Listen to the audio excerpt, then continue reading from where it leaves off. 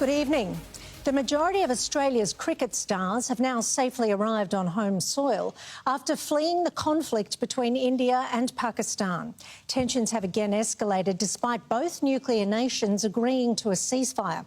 Just hours after the truce, retaliatory strikes continued, with blasts reported in the main cities of Indian Kashmir. Ceasefire celebrations short-lived. Explosions over Indian-controlled Kashmir lit up the sky overnight. India accusing Pakistan of violating the ceasefire agreement. This is a breach of the understanding arrived at earlier today. The US-mediated deal was struck late Saturday. Pakistan's Prime Minister addressing the nation saying we have acted as a responsible state for the world and regional peace. US President Donald Trump had praised both countries' common sense and great intelligence. 4 intensive days of fighting saw an alarming escalation of conflict between the nuclear-armed neighbours, the worst in almost 3 decades. The new wave of violence triggered by a terror attack last month that killed 26 tourists, which India blames on Pakistan. The issues between India and Pakistan, we know, again, have been generational. The spiralling situation saw Australian cricketers scramble to fly out of the region. Star bowler Josh Hazlewood dragged into the conflict with a fake account claiming to support the absolute legends of the Indian Armed Forces and shared widely. It has since been pulled down. Both the Indian Premier and Pakistan Super Leagues have been suspended, with the governing body set to meet tonight to discuss when competition will resume. Whether the Aussie contingent rejoins the competition will be dependent on each player. But cross-border gunfire continues along the line of control between the rival regions. Every misadventure by Pakistan has been met with strength, and every future escalation will invite a decisive response. Both armed forces remaining vigilant in a situation that remains volatile. Sarah Naven for 10 News First. Proving a thumping election win doesn't guarantee party unity, dumped Labor Minister Ed Husic has launched a stinging attack on Richard Marles. He's branded the Deputy Prime Minister a factional assassin, while also claiming his support for Palestine was part of the reason for his removal. Firing a departing shot on his way out of Cabinet. We've had sort of barefaced ambition and a Deputy Prime Minister wield a factional club to reshape the ministry. Labor's Ed Husic taking aim.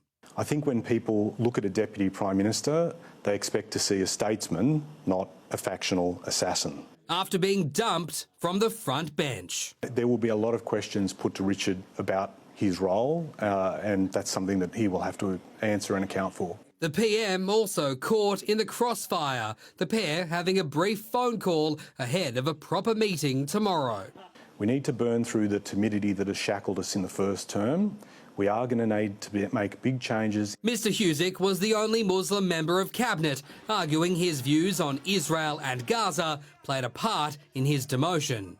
I don't think I could ever stay silent in the face of innocent civilians being slaughtered in their tens of thousands. The now former Minister for Science and Industry revealing he stood down before being pushed. Because I did not want to put my colleagues through a national ballot. I just did it in the interest of stability. Stability, something the Liberals are also looking for. This is going to be a very big week. It's lovely to have a Mother's Day brekkie. Just days after defecting to the Libs, Jacinta Price now wants to be the party's deputy leader, officially putting her hat in the ring for the job while also endorsing Angus Taylor to replace Peter Dutton.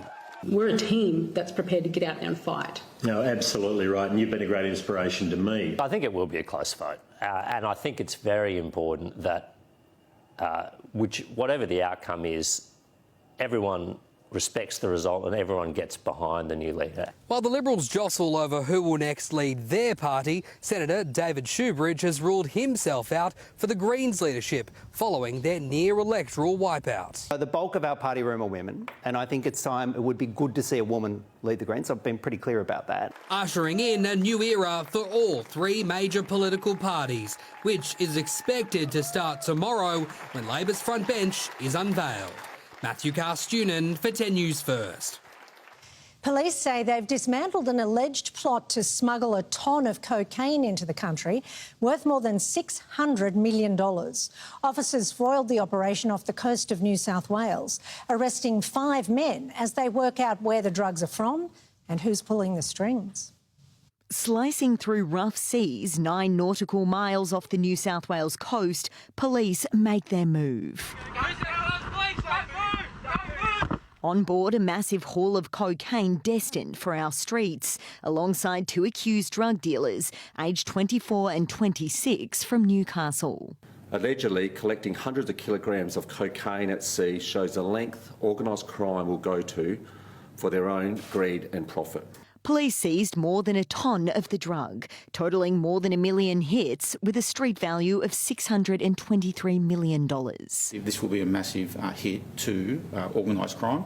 The 11-day round-the-clock probe began in Sydney's Sutherland Shire, where the boat was purchased with a large sum of cash. Detectives quickly identified 2 men, both known to police, who were tracked further up the coast. Finally, on Friday, the strike force swooped in off Nambucca Heads as the boat headed back to shore.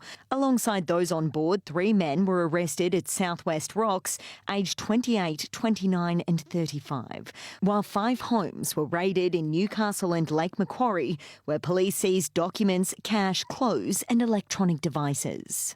An alleged plot cops have labelled brazen and dangerous. This is risky business, getting a ship and going out to sea. And my message to people that are doing this is that they're actually putting their own lives at risk. All 5 men remain behind bars and before the courts, charged with commercial drug supply and participating in a criminal group. As investigations continue into where the drugs came from, police won't rule out more arrests. It is tearing places apart. You know, we see the shootings, we see the organised crime murders, we see people's homes being broken into. It's the flow-on effects. Police adamant this bust is a shot across the bow for anyone thinking of wading into the drug trade. Hannah Taylor for 10 News First. Police said tonight on the hunt for 3 balaclava-clad bandits who stormed into an apartment at Bondi and threatened those inside with machetes. The victims are claiming it was a targeted attack. Sleepy silence at Bondi, broken by the sounds of shrieks, shouts and sirens. We're both on the ground floor and we're both woken with a girl screaming and loud thumping. I thought someone fell out of bed. And we woke up at about 1 a.m. and then the police were here for most of the night. 3 men bearing machetes barreling into an apartment on Curlewis Street, forcing entry through the front door before making a beeline for a woman on the 2nd floor. That was very scary, horrible thing to happen. We could see through. We're just on the opposite side of the unit that it happened in. So one of the victims says he and his girlfriend woke up to the sound of the door being kicked in. He said when he entered the lounge room, his flatmate was arguing with the men before he was threatened with a machete. His phone, laptop and wallet were all stolen, but it's believed items belonging to the woman were what the trio were after. One neighbour says 3 masked men in full black suits came shooting down the stairs right outside her apartment before fleeing the scene. Nothing could identify them, just their nose poking out. Everyone inside the apartment was shaken but otherwise uninjured, and while they now look for a new place to live, police are on the hunt for the terrorising trio. Emma Olsen for 10 News First. Police in Melbourne have swooped on a 15-year-old boy who approached Marvel Stadium during yesterday's AFL game while allegedly carrying a knife and an imitation firearm. He did not enter the venue and was issued with a caution. It comes just a month after 2 men were arrested and charged after allegedly bringing firearms into the MCG. Police have released fresh footage in the hope of catching the killers of a Sydney grandmother shot dead inside her own home. Detectives are hoping the public can identify these 3 men and their cars seen in the Ambervale area around the time of the drive-by shooting on April 14. The men are described as being of Caucasian, Middle Eastern and Pacific Islander appearance, all aged in their 20s to 30s. Kim Duncan was struck in the leg by one of the bullets, but couldn't be saved. There are calls for road safety ratings to be made public in an effort to reduce the soaring number of fatalities. National Road Safety Week kicks off tomorrow, and already it's been one of the worst starts to the year since the 1960s. Kim Inglis knows all too well the heartbreak of road trauma. There's not a day that goes past where I don't think about some aspect of my family that's not here anymore. The 57-year-old lost his wife, 2 young daughters and a family friend in this horrific crash in the Barossa Valley in 2010. Mr Inglis hopes telling their story this National Road Safety Week will convince other road users to take responsibility behind the wheel. We have 100% control over the risks that we take on our roads. And unfortunately, what we don't get to control is the consequence of those risks. Australia is facing its worst road safety crisis in decades. The national road toll has risen for a 4th consecutive year in 2025, the first time that's happened since the 60s. And that's something we should not only be questioning, but we really shouldn't be tolerating at all. Police say distraction is now one of the leading causes of road crashes, contributing to 16% of all incidents. There's now calls from industry experts to have road safety ratings made public. This is something the AAA, the Australian Automobile Association, took to the federal election campaign. It's something that's been spoken about for a long time. So the aim is to get all road agencies across all of Australia to release this data. Just like we need 5-star cars and 5-star road users, we also desperately need 5-star roads as well. Because the effect of any death on our roads will last a lifetime. Abby Smith for 10 News First.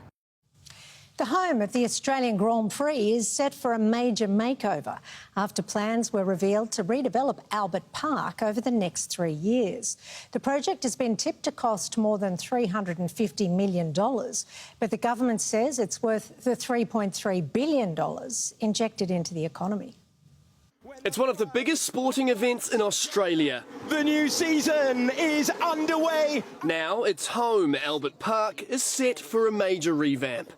World-class events like the Grand Prix need world-class infrastructure. The Victorian government announced the multi-million-dollar development of the site over the next 3 years. We're going to upgrade this entire pit building to make it match fit effectively. The upgrades include 14 garages, a state-of-the-art race control and media centre, along with 7 indoor sports courts and upgraded rooms for local clubs to use all year round. Government wouldn't confirm how much the development would cost, but is tipped to be close to $350 million. I think there needs to be some questions asked of the government when you're spending $350 million. Who's getting the profits from all the hospitality at the Grand Prix in the future? Is it the promoters from overseas, or is it an opportunity for Victorian businesses? For die-hard Formula One fans, the changes can't come soon enough. So exciting. It's just knowing that, you know, the race can keep growing, more people can enjoy it. I think it cements what Melbourne is as being a top-tier circuit on the F1 calendar. The new pit building is expected to be ready for the 2028 Grand Prix, with plans to demolish the current one after next year's race. In 2027, a temporary building will be put in place before it transitions into a brand new facility. Melbourne is currently contracted to host the event until 2037. This is an important contribution to the contract for F1 and Melbourne for the next 15 years. A project rev heads can eagerly look forward to. Absolutely worth the money. It's about time. Jack Perry for 10 News First. Today it was all about mum, from brekkie in bed to being showered with flowers and gifts, or even an early rise to pound the pavement for a very special cause. It was an opportunity to say thank you to the special women who shape our lives. Welcome home hugs for mum. Emotion in the air at international arrivals as families reunite for Mother's Day. All my family here, thank you very much. Flowers, balloons and gifts in abundance on their special day. You know, just like happy to see my mum. The second Sunday of May, a celebration of the women in our lives right across the country. Special messages to the ones we love the most, regardless of if they're still with us. The Prime Minister, one of those, paying tribute to his late mum on social media. Melbourne's Kate Mosley received the ultimate Mother's Day gift, welcoming second son Boston into the world at 8:15 this morning. I didn't even register that it was Mother's Day, to be honest with you, because it just happened so quickly. Yeah, it's pretty cool. More than 90,000 people ditched breakfast in bed and put their runners on for the annual Mother's Day Classic.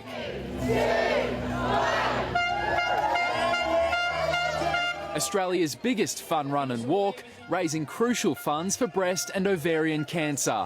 A sea of pink with athletes of all kinds dressed to the nines. There's always lots of pink tutus. Everyone loves the pink tutus, but I've absolutely so creative some of the ideas that I've seen on the course today. Great atmosphere. This is our third year.